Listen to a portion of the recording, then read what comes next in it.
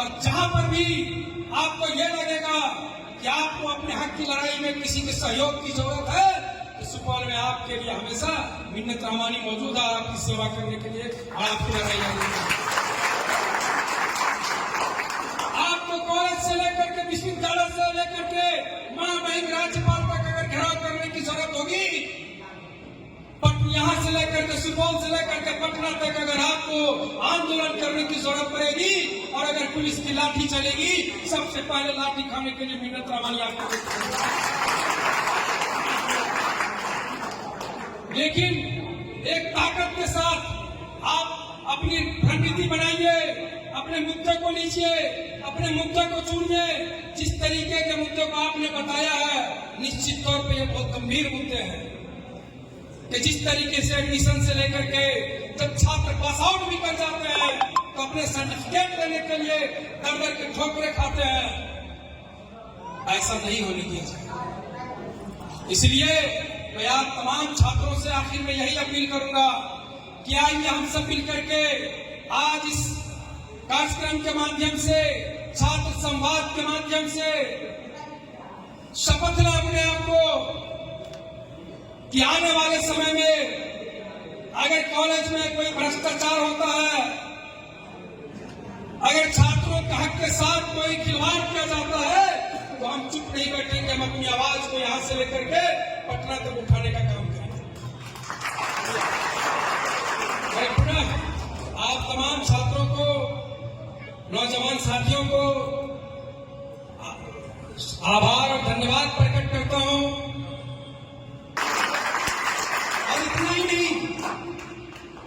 आप तमाम लोग जानते होंगे कि हमारे बीच से, हमारे सुपौल से, आपके सीबीएसएस कॉलेज से, आपके सीबीएस मंडल विश्वविद्यालय से हजारों की तादाद में छात्र सिर्फ बिहार ही नहीं, भारत ही नहीं बल्कि पूरे विश्व में सुपौल के परचम को लहराने का काम कर रहे हैं और सुपौल की मिट्टी के नाम को रोशन करने का काम कर रहे हैं। सैकड़ों की तादाद में इंजीनियर, डॉक्टर, आईएएस, आईपीएस इसी सुपौल की मिट्टी में देने का काम किया है। और हमें तो गर्व होता है कि आज इस सुपौल के अंदर में जितने भी कॉलेज हैं, जो भी हमारे अच्छे स्कूल हैं, चाहे वो विलियम्स विश्वविद्यालय हो, चाहे वो बाबूजन गर्ल्स विश्वविद्यालय हो, चाहे चकलानी मंदिर हाई स्कूल हो, चाहे गवर्नमेंट हाई स्कूल हो, बीएसएस कॉलेज हो, डिग्री कॉलेज हो, महिला कॉलेज हो, जगन्नाथ मिश्रा कॉलेज हो, सुपौल के तमाम कॉलेज वो कोई आज के नहीं है बल्कि 40-50 साल पुराने कॉलेज सब है और यह हमारे लिए गर्व की बात है। और मुझे को दोहरा गर्व इसलिए होता है, इसी छात्र संवाद में जब आज से 20 साल 25 साल पहले दिल्ली विश्वविद्यालय में छात्र संवाद में स्थापित विभाग लेने का मौका मिला, तो उस वक्त हमने फैसला किया था, जब हमें हमारे सीनियर ने बताया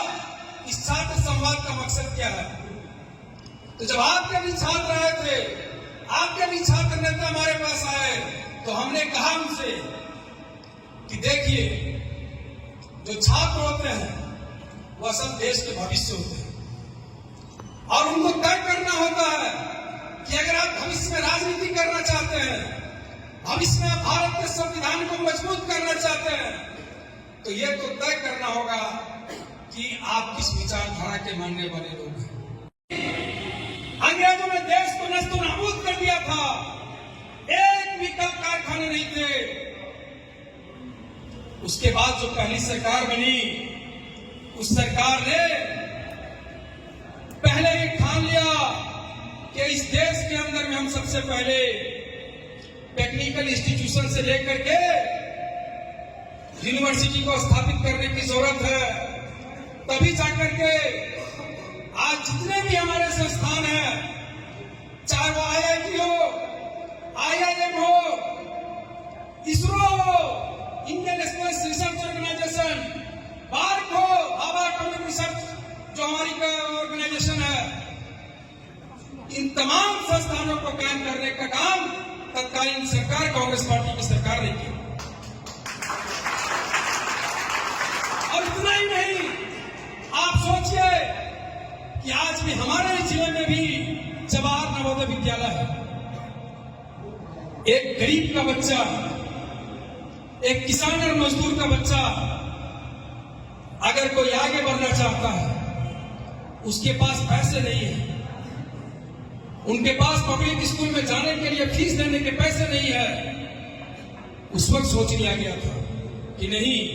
अगर कोई समाज के अंदर होनहार छात्र होगा जो पढ़ना चाहता है, जो बढ़ना चाहता है, वैसे छात्रों को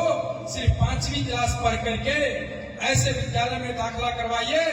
जो 10th से लेकर के 12th तक कराने का काम यही जवाहर नवोदय विद्यालय में जाकर के कर सकते हैं। क्यों बनाया गया दिल्ली विश्वविद्यालय से लेकर के BHU से लेकर के जामिया मिलिया इस्लामिया से लेकर के तमाम केंद्रीय विश्वविद्यालय? आपको पता है, अभी आपके छात्र नेताओं ने कहा इन मुद्दों को, किस तरीके से छात्रों को महंगाई के फीस दिया जा रहा है, प्राइवेट कॉलेज की मनमानी चल रही है। अब आप सोचिए कि जब हम जैसे छात्र यहाँ से दिल्ली विश्वविद्यालय या कोई भी छात्र आज अगर चले जाइए आप केंद्रीय विश्वविद्यालय में पढ़ने के लिए, आज भी वहां आप बीटेक से लेकर के इंजीनियरिंग से लेकर के मेडिकल से लेकर तमाम चीजें आप निःशुल्क लगभग बगैर किसी शुल्क के आपका मुश्किल से 200-250 रुपया आपको ग्रेजुएशन में, 1000-1500 रुपया इंजीनियरिंग में और मेडिकल में कंप्लीट जान करोड़ों रुपये खर्च होता है। इन तमाम चीजों को, इन तमाम फीस को कम करने का काम तत्कालीन केंद्र की सरकार ने किया। लेकिन आप बताइए कि आज जो हम आपके बीच में आए हैं, आपको यह भी निमंत्रण देने के लिए आए हैं कि अब आपको तय करना है कि अगर आप एक ऐसी विचारधारा के साथ जाना चाहते हैं जो विचारधारा ये चाहती है, हमारे नेता आदरणीय राहुल गांधी जी ये चाहते हैं, जिस तरीके से कहा गया कुछ दिन पहले देश के प्रधानमंत्री के द्वारा जब रोजगार की बात उठी, तो आपको याद होगा हमारे प्रधानमंत्री जी ने कहा था कि इस देश के अंदर अगर कोई पकौड़ा बेच रहा है तो वो भी रोजगार है। लेकिन सवाल उठता है कि जहां प्रधानमंत्री जी ये कहते हैं कि पकौड़ा बेचना एक रोजगार है, लेकिन हमारे नेता कहते हैं, हमारे नेता आदरणीय राहुल गांधी जी, प्रियंका गांधी जी कहती है कि नहीं, अगर कोई पकौड़ा भी बेच रहा है तो हम चाहते हैं कि इस देश के अंदर में पकौड़ा बेचने वाले और ठेला बेचने वाले का बच्चा भी डॉक्टर और इंजीनियर बने। यह हमारी सोच, हमारे विचार। हम नहीं चाहते हैं कि अगर कोई ठेला चला रहा है, कोई रिक्शा चला रहा है, कोई मजदूरी कर रहा है, कोई कुली बन करके काम कर रहा है, तो उनका बच्चा भी कुली बने। हम चाहते हैं कि उनके बच्चे डॉक्टर और इंजीनियर बने, उनके बच्चा भी राजनेता बने, उनका बच्चा भी MLA MP बने। यही हमारी सोच, यही हमारी विचारधारा। सवाल यह है कि आज देश के अंदर जो माहौल है, उस माहौल को बदलने के लिए छात्र आंदोलन की जरूरत होती है। आपको याद होगा कि विगत कई वर्षों से जिस तरीके से हजारों हजार की तादाद में पटना के गदरीबाग से लेकर के दिल्ली तक छात्रों का आंदोलन चल रहा है, BPSC के छात्र आंदोलन कर रहे हैं। वो क्यों कर रहे हैं आंदोलन? आज सैकड़ों हजारों की तादाद में यहां से लेकर दिल्ली के जंतर मंतर पर छात्र आंदोलन कर रहे हैं। वो क्यों कर रहे हैं? वो इसलिए कर रहे हैं कि इस देश के अंदर में एग्जाम सिस्टम कोलैप्स कर दिया। इस देश के अंदर में और इस प्रदेश के अंदर तो ऐसा लग रहा है कि कोई ऐसा एग्जाम नहीं होता जिसमें पेपर लीक के मामले हमें सुनने को नहीं देता। कितने शर्म की बात है, कितने अफसोस की बात है कि एक छात्र महीनों महीनों मेहनत करता है और आपकी मेहनत को एक पानी में फेंक दिया जाता है।